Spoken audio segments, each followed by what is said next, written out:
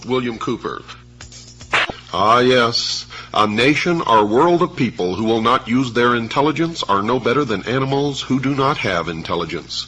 Such people are stakes on the table and beasts of burden by choice and consent.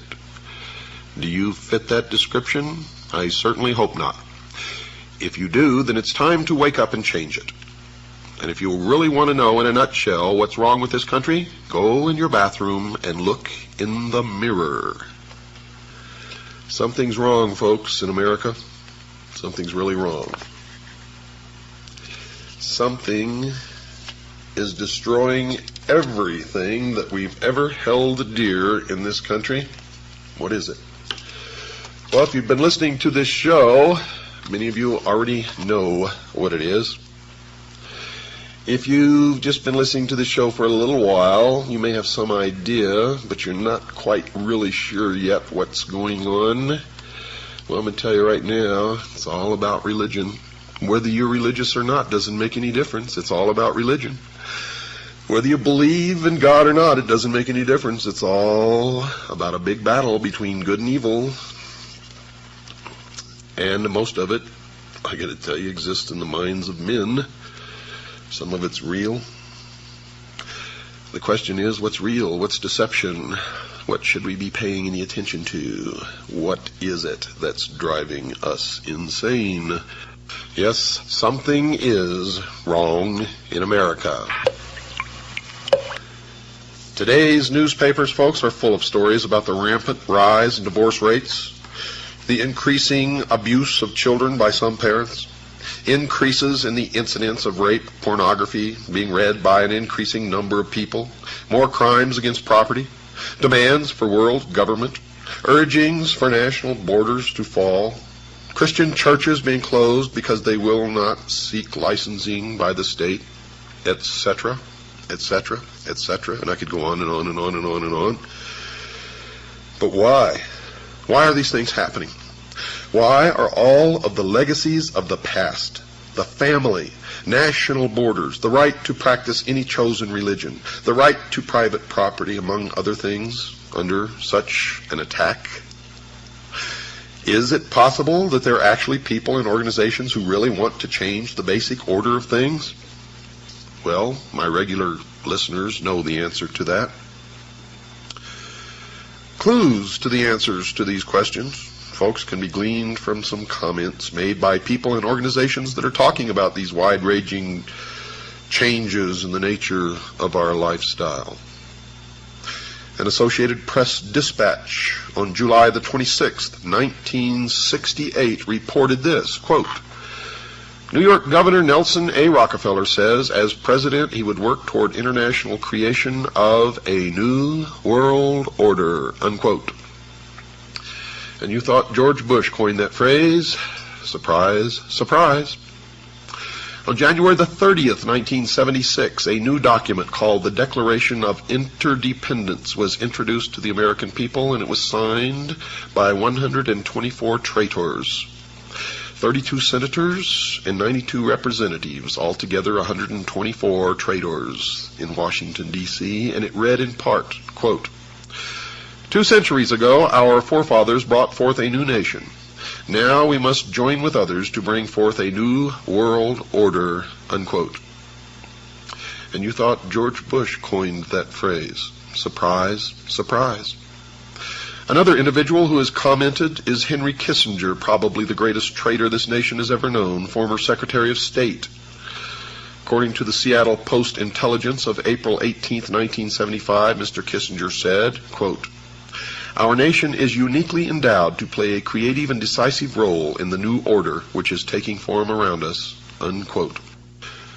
George Bush gave the commencement address at Texas A&M University on May 12, 1989, and he used similar words as well. His speech was on the subject of Soviet-American relations, and he was quoted as saying in part, quote, Ultimately, our objective is to welcome the Soviet Union back into the world order. Perhaps the world order of the future will truly be a family of nations, unquote.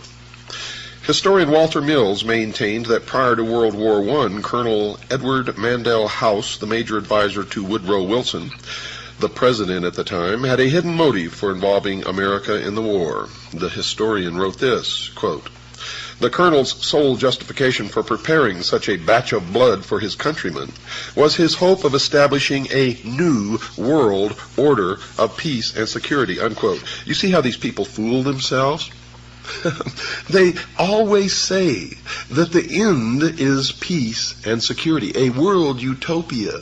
But to get it, they spill more blood than ever has been spilled in history. Each time they try to bring about their utopia, the blood runs in the streets. They're liars. They're hypocrites. They're manipulators, deceivers. They're the worshipers of Lucifer. Adolf Hitler, a socialist and the head of the German government prior to and during the nation's involvement in World War II, is quoted as saying this, quote, "National Socialism will use its own revolution for the establishing of a new world order," unquote. Adolf Hitler was a socialist. Nazi means National Socialism. Hitler confided to Hermann Röschning, the president of the Danzig Senate, quote, "National Socialism is more than a religion. It is the will to create Superman," unquote. And what is the number of the man? 666. You see, in the New World Order, only one man will be allowed to live, the new man, the illumined man, and the number of that man is 666. You will see that number increasingly all around you.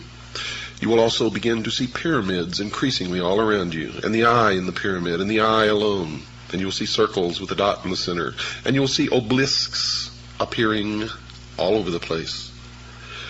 And these are not the only signs. There are many, many, many more. They're the signs of the religion of mystery, Babylon. Hitler added this thought, quote, "Well, yes, we are barbarians, and barbarians we wish to remain. It does us honor. It is we who will rejuvenate the world. The present world is near its end. Our only task is to sack it," unquote. Another book on his background quoted his comments that his Nazi party had a hidden purpose, one that was not perceived by the world at large. Mr. Hitler was quoted as saying this, "He who has seen in National Socialism only a political movement has seen nothing, for it is a religion." The humanist religion issued a manifesto in 1933 stating its beliefs about the world in general. It took the following position about the need for the wealthy governments to share their wealth with the less fortunate nations. It is the moral obligation of the developed nations to provide, through an international authority, economic assistance to the developing portions of the globe. Now that is a lie, folks. It means that it's okay for some of us to lay back and do nothing and reap the rewards of the labor of others. That's socialism. That's what it's all about. Communism, socialism, it's the same. And these people, the worshippers of Mystery Babylon, are the original communists. They are international socialism. They invented it. It is their creation. It is their dream of a world utopia. A one-world totalitarian socialist government. The April 1974 issue of Foreign Affairs, the quarterly periodical issued by the Council on Foreign Relations in New York, had an article in it by Richard N. Gardner, the former Deputy Assistant Secretary of State for International Organizations in the Lyndon Johnson and John Kennedy administrations, and he stated this, quote, "We are likely to do better by building our house of world order from bottom up rather than from the top down. An end run around national sovereignty, eroding it piece by piece, is likely to get us to world order faster than the old-fashioned assault," unquote. Even the Communist Party is voicing similar thoughts. The People's Daily World for Thursday, March 9th, 1989, contained an article written by Angela Davis. You remember her? Those familiar with Miss Davis will remember that she was the vice presidential candidate for the Communist Party a few years ago. She currently is a member of the National Committee of the Communist Party of the United States, and she is quoted in the paper as saying, Quote, one underlying effect of anti-communism in this respect is to encourage a certain hesitancy to embrace solutions which call for deep structural socio-economic transformation, unquote. Another communist, Alexei Kovylov, spoke at an evening meeting held at Windstar, Colorado in August 1985 and gave the participants in attendance a surprise presentation. He spoke about the 12th World Festival of Youth and Students held in Moscow a few months prior to his lecture. He said, quote, there were 3 programs. The first was political and dealt with the various issues of peace and disarmament. The second was dedicated to environmental issues and to the new international economic order, unquote. The alleged need for a change in the basic way things are done is consistent with the teachings of the father of communism, Karl Marx. He's not really the father of communism, but it's a name that's been tagged onto him. You see, he was just a hack writer hired by the mystery religion of Babylon to write the Communist Manifesto. It was not his idea, but he's reaped the benefits of it, if you can call them benefits. But he co-authored the Communist Manifesto with Frederick Engels, another hack writer, in 1848. Mr. Marx wrote that the communists, quote, openly declare that their ends can be attained only by the forcible overthrow of all existing social conditions, unquote. Nesta Webster, a writer on the subject of conspiratorial organizations in the past, wrote this in her book entitled Secret Societies, quote, the revolution desired by the leaders of world revolution is a moral and spiritual revolution, an anarchy of ideas by which all standards set up throughout 19 centuries shall be reversed, all honored traditions trampled underfoot, and above all, the Christian ideal finally obliterated, unquote. Some of the Catholic popes in the past have commented on the major changes coming in the future. One such pope was Pope Pius XI, who wrote the following in 1937. Communism has behind it occult forces for which a long time have been working for the overthrow of the Christian social order, unquote. One of the popes who preceded him, Pope Pius IX, wrote this in November 1846 about the changes that he saw in the future. Quote, that infamous doctrine of so-called communism is absolutely contrary to the natural law itself, and if once adopted, would utterly destroy the rights, property, and possessions of all men, and even society itself, unquote. Now, don't get all worked up about what the Pope says, because they have succeeded now with this Pope in putting one of their own upon the throne of the Vatican. It had long been their dream, and now it is true. And the bans have been lifted against Catholics joining secret societies. And many of the hierarchy of the Vatican belong to the secret societies, the Freemasons, Propaganda 2, etc., etc., etc. You will find an obelisk, the symbol of the phallus, the penis of Osiris, in the Vatican courtyard. If you don't believe me, go look. Another individual who wrote about the future was Dr. Jose Arguelles of an organization known as the Planet Art Network. Dr. Arguelles wrote, quote, also implicit in all these events is a call for another way of life, another way of doing things, a redistribution of global wealth. In short, a new world order, unquote.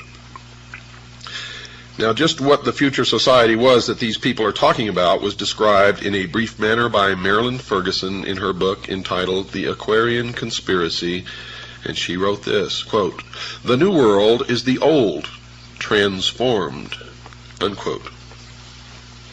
Another clue about what is in store for the future world was offered by Dr. James H. Billington, who received his doctorate as a Rhodes Scholar. Where have you heard that before? You have a Rhodes Scholar sitting in the Oval Office right now. Received his doctorate as a Rhodes Scholar at Oxford University and has taught at Harvard and Princeton universities. He wrote this in his book entitled Fire in the Minds of Men.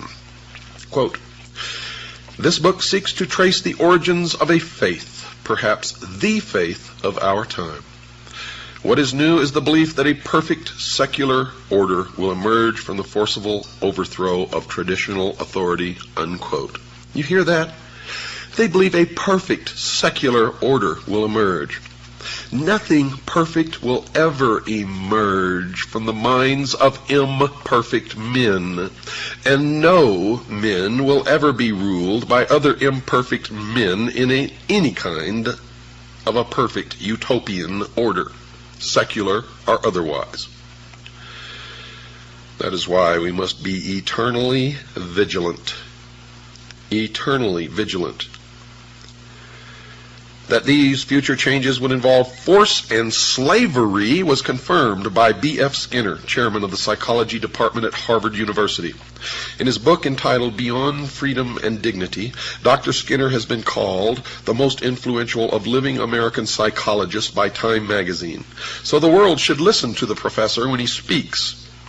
The magazine told the reader what the message of Professor Skinner's book was. Quote, "We can no longer afford freedom, and so it must be replaced with control over man, his conduct, and his culture," unquote. Not long ago in the Los Angeles Times, there was an article called 10 Forecasts for the Coming Decade. One of these was chemical or electronic implants to control individual behavior on a 24-hour basis. Another student of these changes is Alvin Toffler, who wrote this in his book entitled The Third Wave. And you should read everything that he's written, by the way, because what he's writing is what is coming. Quote, "A new civilization is emerging in our lives. This new civilization brings with it new family styles, changed ways of working, loving, and living, a new economy, new political conflicts, and beyond all this, an altered consciousness as well. The dawn of this new civilization is the single most explosive fact of our lifetimes," unquote. Another scientist involved in commenting upon the future changes was Dr. Carl Sagan, and he's observed this, quote, "It's clear that sometime, relatively soon in terms of the lifetime of the human species, people will identify with the entire planet and the species," unquote. Now the reason, folks, why these changes are necessary was explained by Manly P. Hall, perhaps the world's leading authority on esoteric words and language. He was a 33rd degree Freemason.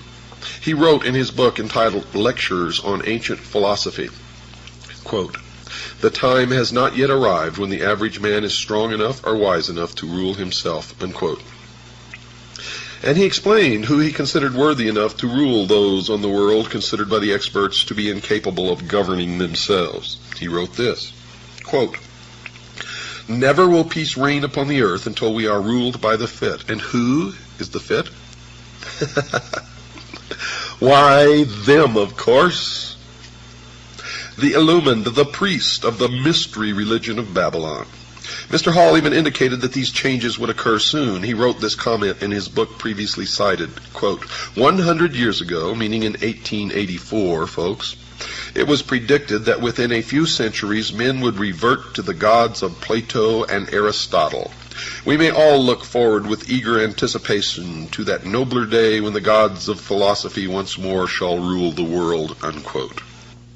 Aldous Huxley, in his book called Brave New World Revisited, quotes a character called the Grand Inquisitor in one of Fyodor Mikhailovich Dostoevsky's parables as saying this, quote, "In the end they, the people, will lay their freedom at our, the controller's feet, and say to us, 'Make us your slaves, but feed us,'" unquote. The Tucson Citizen newspaper of November the 3rd, 1988, printed a photograph of a group of people involved in a march for literacy, and it clearly demonstrated that at least some people in America are now asking their government to make them their slaves. The picture showed a demonstrator carrying a picket sign that read, quote, "Uncle Sam, we want you to support us," unquote. Mr. Huxley gave us a date when we could expect these changes to occur. He wrote the following in his book written in 1958, quote, "The 21st century will be the era of world controllers," unquote. And then he told us why these controllers would not fail. Quote, "The older dictators fell because they could never supply their subjects with enough bread, enough circuses, enough miracles and mysteries. Under a scientific dictatorship, education will really work, with the result that most men and women will grow up to love their servitude and will never dream of revolution. There seems to be no good reason why a thoroughly scientific dictatorship should ever be overthrown," unquote. Someone who might have given the world the date for the commencement of these predicted changes was Zbigniew Brzezinski, a Marxist, President Jimmy Carter's national security advisor during his 4-year administration. And he wrote the following in his book entitled Between Two Ages. By the way, you should read every book that he's ever written. You will be angered. Quote, either 1976 or 1989, the 200th anniversary of the Constitution could serve as a suitable target date for culminating a national dialogue on the relevance of existing arrangements, the workings of the representative process, and the desirability of imitating the various European regionalization reforms and of streamlining the administrative structure, unquote. And it did begin exactly when he said it would. So the people of the world can now determine what those changes are that those in the positions of implementing changes have in store for them. In summary, folks, these changes are: the old world is coming to an end. It will be replaced with a new way of doing things. The new world will be called the New World Order. This new structuring will redistribute property from the have nations and will give it to the have-not nations. The New World Order will include changes in the family, the workplace, religion. The United States will play a major role in bringing it to the world. World wars have been fought to further its aims. Adolf Hitler, the Nazi socialist, supported the goal of the planners. The majority of the people will not readily accept the New World Order, but will be deceived into accepting it by two strategies. One, those in favor of the changes will have become seated in the very thrones of power, generally without the public realizing that fact, and this has already occurred. Two, the old world order will be destroyed piece by a series of planned nibbles at the established format. The Communist Party is actively supporting the changes to the New World Order. The basic tenets of Christianity, which were the base for the old world order, will have to be eliminated. If the slower methodical techniques of change do not function, violence will be introduced and controlled by the planners, including possibly a World War III using atomic weapons. The people of the world will give up their freedom to the controllers because there will be a planned famine or some other serious occurrence such as a depression or war. The change to the New World Order is coming shortly, folks, and it has already begun. However, if that is not the case, it will be introduced one step at a time so that the entire structure will be in place by the year 1999. We've got to take a short break. Don't go away, folks. I'll be right back after this very short pause. Yes, folks, something is indeed wrong in America. And many sense that changes in this nation's lifestyle are occurring. Most of us know full well that these changes are taking place. The newspapers are saturated with articles reporting the activities of those advocating increased governmental spending for a variety of unconstitutional purposes. Organizations supporting a globalism concept urge the world to adopt a one-world government. Psychologists preaching the destruction of the family unit and recommending that the society rear the nation's children. Governments closing private schools, and nations forming regional governments under which national borders are scheduled to disappear. And still the sheeple think that all of this is happening by accident. And any concept that it is being brought about by a carefully orchestrated plan is the product of crazy conspiratorialists. Since these changes appear to be part of the new philosophy known as the New World Order, anyone desiring to know the future has to become familiar with this new phrase and what it portends for the world of tomorrow, and you will quickly see that it is the result of a well-thought-out, well-conceived, and well-orchestrated plan. Indeed, it is called the Great Work.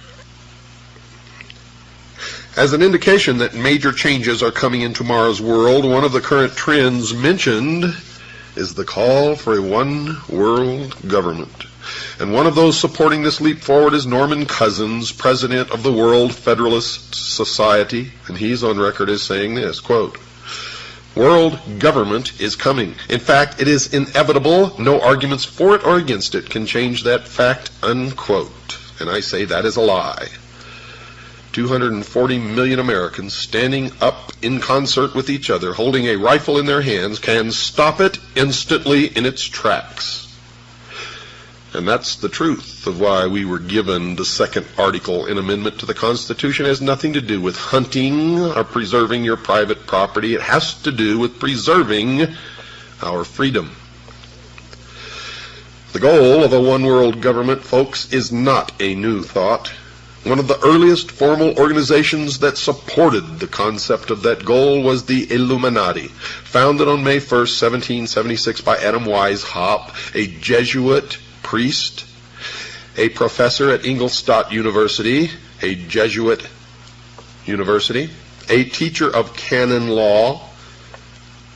Professor Weishaupt was quoted as saying this, quote, "It is necessary to establish a universal regime and empire over the whole world," unquote. Now let me tell you the truth about the Illuminati. Adam Weishaupt did not establish the Illuminati, nor did the Illuminati die with Adam Weishaupt. Make sure you understand that.